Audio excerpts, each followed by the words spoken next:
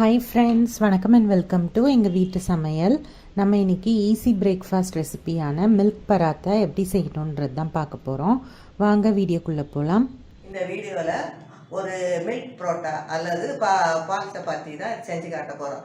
அதாவது நம்ம எப்பயுமே சப்பாத்திக்கு புரோட்டாக்கெலாம் மாவு பிணையத்தில் நம்ம தண்ணி எண்ணெய் அந்த மாதிரி தான் ஊற்றுவோம், உப்பு எல்லாம் போட்டு செய்வோம். ஆனால் இதில் கொஞ்சம் வித்தியாசமாக தண்ணிக்கு பதிலாக நாங்கள் பால் ஊற்றி தான் இந்த சப்பாத்தி மாவை பிணைஞ்சிருக்கோம். அதனால அந்த சப்பாத்தியும் வந்து ரொம்ப சாஃப்டாக இருக்கும். அது வந்து சின்ன பிள்ளைங்க முதல் கொண்டு பெரியவர்களும் ரொம்ப விரும்பி சாப்பிடுவாங்க. அது ரொம்ப மிருதுவாகவும் இருக்கும், ரொம்ப டேஸ்ட்டாகவும் இருக்கும், ரொம்ப ஈஸியாகவும் செஞ்சிடலாம். வாங்க இது எப்படி செய்வோம்னு பார்ப்போம். இதுக்கு வந்து 1 கப் போல் மைதா, 80 ml போல் வெதுவெதுப்பான பால், 1/2 ஸ்பூன் போல் சர்க்கரை, 1/2 ஸ்பூன் போல் உப்பு, கொஞ்சோண்டு நெய் இதெல்லாம் எடுத்துக்கணும்.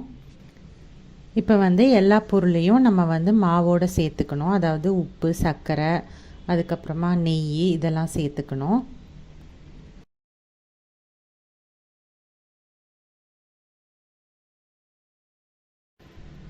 எல்லாத்தையும் சேர்த்து நல்லா மிக்ஸ் பண்ணிக்கணும். அதுக்கப்புறம் நம்ம வச்சுருக்க வெதுவெதுப்பான பாலை கொஞ்சம் கொஞ்சமாக சேர்த்து நல்லா சப்பாத்தி மாவு மாதிரி நல்லா பிசைஞ்சிக்கணும்.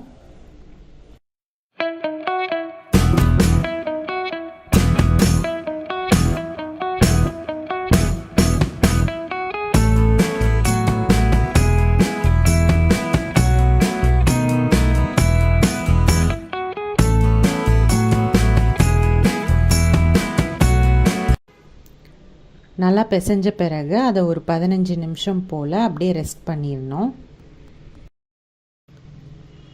15 நிமிஷம் ரெஸ்ட் பண்ண பிறகு திரும்பவும் நல்லா பிசைஞ்சிக்கணும். பிசைஞ்சிட்டு நம்ம வந்து உருண்டை போட்டுக்கணும். சப்பாத்தி போடுற மாதிரி நம்ம வந்து உருண்டை போட்டு ரெடியாக வச்சுக்கணும்.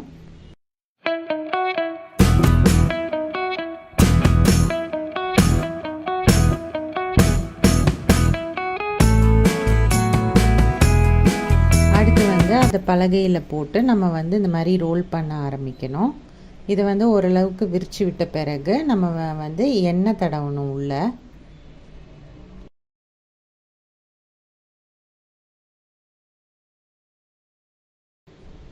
இந்த மாதிரி நல்லா எண்ணெய் தடவிட்டு நம்ம வந்து நல்லா ஸ்கொயர் ஷேப்பில் இந்த மாதிரி மடிச்சுக்கணும். 4 சைடும் இந்த மாதிரி மடித்தோம் அப்படின்னா உங்களுக்கு ஸ்கொயராக வந்துடும். இந்த மாதிரி ஸ்கொயராக மடிச்சுட்டு திரும்பவும் வந்து நம்ம இதை வந்து ப்ரெஸ் பண்ணிக்கணும்.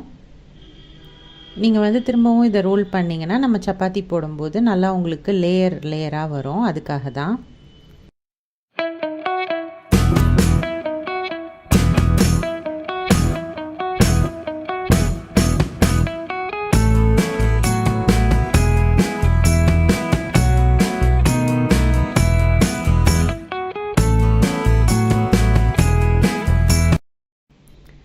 இந்த மாதிரி விரித்த பிறகு நம்ம தவாவை வந்து சூடு பண்ணி வச்சுக்கணும். அது நல்லா சூடான பிறகு நம்ம இந்த சப்பாத்தியை அதில் போடலாம். இதில் போட்டுட்டு இதை 1 நிமிஷம் போல் நீங்கள் வந்து ஒரு சைடு வச்சுக்கோங்க. அதுக்கப்புறமா நீங்கள் திருப்புங்க.